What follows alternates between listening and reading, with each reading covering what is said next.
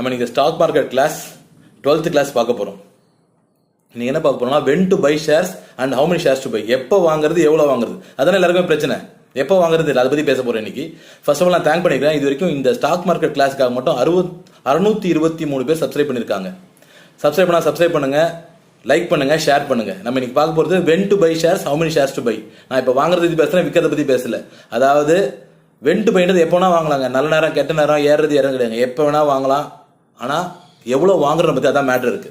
வாங்குறது எப்போனா வாங்கலாம், எத்தனை ஷேர் வாங்கணும். ரேட் இறங்குதுன்னா அதிகமான ஷேர் வாங்கு, ரேட் ஏறுது மார்க்கெட்டே பீக்ல இருந்தா கொஞ்சமா வாங்கு, ஆனா வாங்குறது நிறுத்தாது.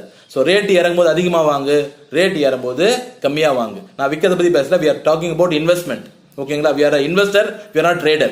அதுக்காக தான். செகண்ட் பாயிண்ட் பாத்துங்க, கொரோனா டைம்ல 10,000 பாயிண்ட் டவுன், 32,000 22,000 வருது. அன்னைக்கு எவங்கலாம் 1 லட்சம் போட்டானா இன்னைக்கு மினிமம் 5 லட்சம் ரூபாய். ஸோ இறங்கும் போது வாங்கினா